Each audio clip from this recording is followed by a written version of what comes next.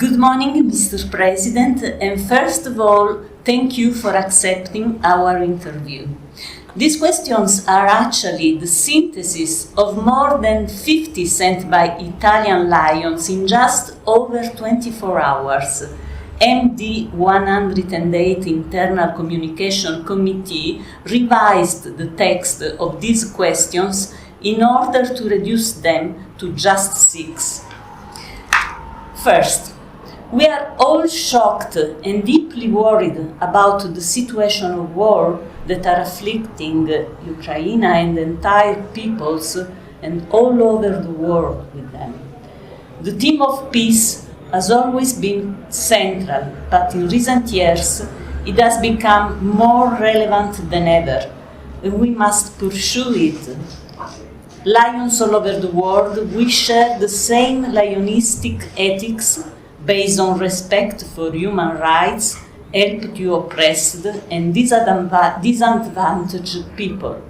How can we, as lions, become ambassadors of peace in a more tangible way? It is possible for us lions to think of a way to promote global awareness. Can we organize ourselves to become facilitators in political, religious, national or international decision-making contests to promote peace processes? You said a mouthful there.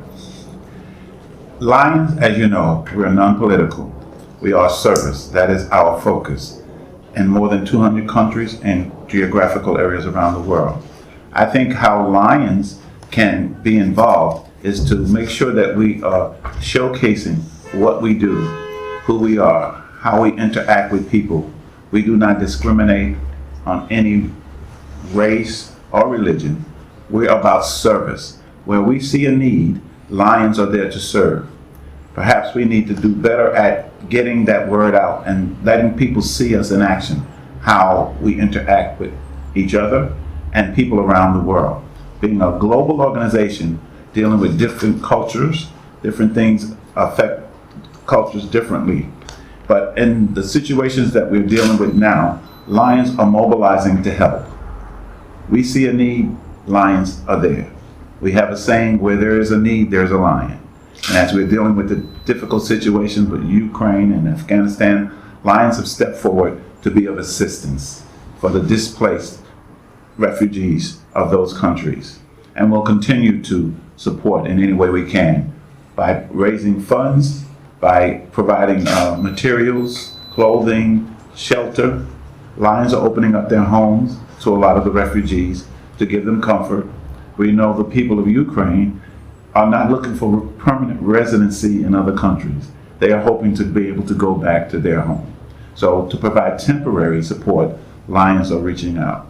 Our foundation, LCIF, Lions Clubs International Foundation, is raising funds to support the refugees in Ukraine, as we've done with Afghanistan as well.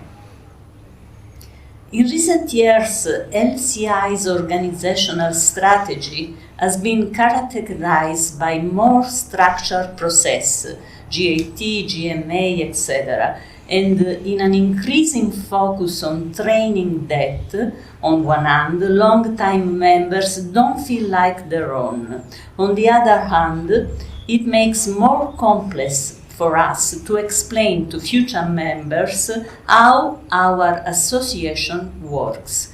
Could you help us better understand how such strategic direction coincides with our vision that is to be the global leader in community and humanitarian service?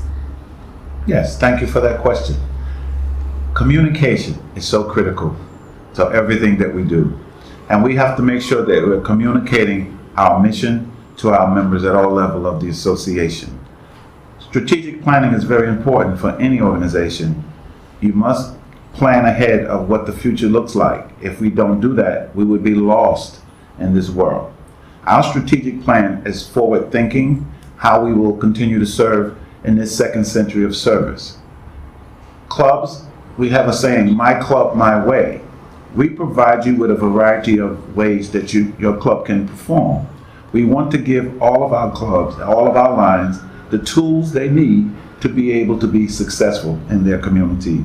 Hence, we have the GAT, we have the GMA, most recently the Global Membership Approach, to help us with growing our membership. But it's up to the club to figure out what part of the strategy that they feel works for them in their part of the world. The last few years were characterized by financial difficulties, climate emergencies, social issues, sometimes related to migration flows. The pandemic also modified the relationships between people and in some cases worsened the crisis of the voluntary sector. What will the service goal be for the coming years and how will we act to achieve them in a more effective way? Thank you for that question.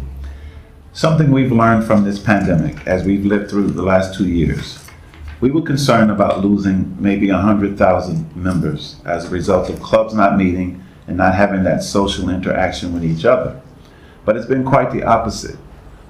We saw the glass half full as opposed to half empty. We saw this as an opportunity to embrace the new ways we had to stay in touch with each other and to communicate via the virtual platform. There are several of them out there. Take our board, for instance, which is made up of directors from all around the world, speaking various different languages. So we had to adapt to a platform called CUDA, where there are translations so that everyone in the room is hearing the same message. That was a change for us. We know that going forward, the virtual platform will continue to be a part of our association. That is part of the change that we have to embrace. And as you know, change, particularly for our older member population, it's very difficult. People are often resistant to change, but we have to be able to, again, back to that communication, be able to communicate to them why it is necessary that we change and to make them aware of what is available for them to continue to communicate as we move forward. We always say in our daily lives, but also within the Lions framework, that young people are our future. They are our present instead, and I notice how much you focused on this. They are our now. But anyway, so it is necessary not just to work with them for them, but also to make plans with them. How can Lions improve their planning ability by working with young people, Leos and others? This could be an opportunity for them to grow, but it would also help long-term Lions feel vital, active and involved, so that their experience and emotions lived over the years are not forgotten. What would you suggest to make this important generational shift within Lions always possible? Again, a very good question. Our Leos and young people in our Lions organization are very important to the survival and the future of our organization. We would assume that our future leaders would come from within our younger generation. As we are aged out, many of us reach a point in our lives where we can no longer serve as we did 20, 30 years ago. It's our young people who we should be able to look to as the future leaders of our association. By us embracing them as Leos and Leo Lions and giving them the opportunity to serve and to grow and to take advantage of all of the learning opportunities that our association offer through our online platforms, that will help us. We did a survey some years ago asking why more Leos don't become Lions. And what they said, that they did not feel like they were a part of our organization. So we took focus to that and said, how can we make them feel more a part of us? We now have 2 Leo Lion liaisons serving on our international board. So they get to see the operation of the association at a very high level. They also bring a wealth of information to the board. And that's one of the great things about embracing our young people. They have the energy, they have the ambition and the drive to move forward. And when they're embraced and see that there is an opportunity and a pathway for them, I feel quite confident that we will be okay in this second century of service. You both served as a lion to help others and as an activist bringing changes and improvements in your community. Do you think that participating in politics in a non-partisan way would contribute to a profound change in the community, combining the force of service activities with the power of ideas? Again, a great question. Lions serve. Our motto is simply, we serve. We have to get into our communities and embrace all factions of our community, which will include the political arm. As you know, politics is in everything we do every day. I can remember at my very first council meeting when I was a district governor, one of the past directors say, I want you to know there's no politics in Lions.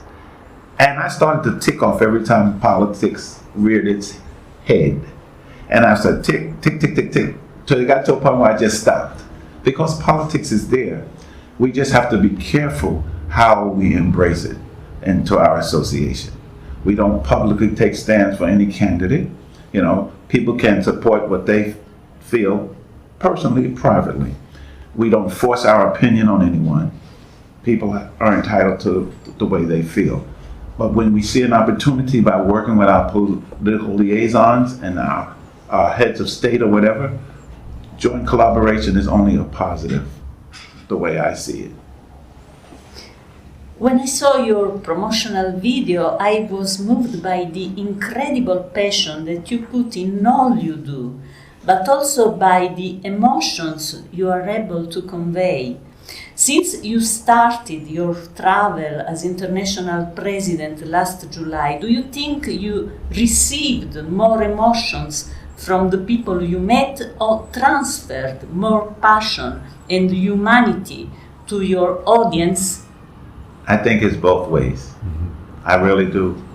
I've heard from so many people as I travel how impressed they were and how they could see my passion and that it truly comes from the heart. I always tell people, people can tell the difference when it's lip service or when you truly believe in what it is that you speak. I love this association. I joined Lions 38 years ago. I joined to serve in my community, not looking for a position, not to be served. But here I sit today as the International President, and I believe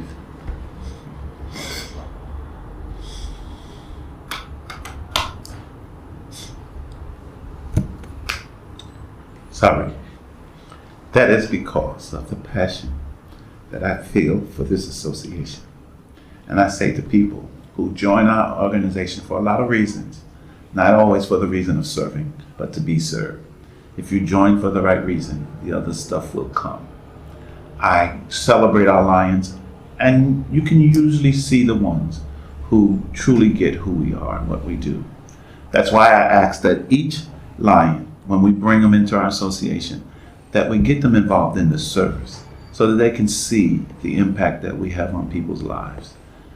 We hope that they have what we call an aha moment when they really get it, how we change people's lives, and to multiply that through growing our membership and sharing. And people often ask me, thank you for giving so much. And I tell them, I've been given so much more in return by the smiles that we put on people's faces. So thank you for that question, and I apologize for my emotions, but it's who I am.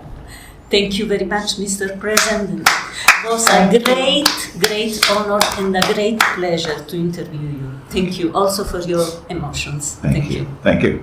Sorry, guys. God bless. God bless. Lovely. Thank you. Okay, and thank you for taking the time to do this interview.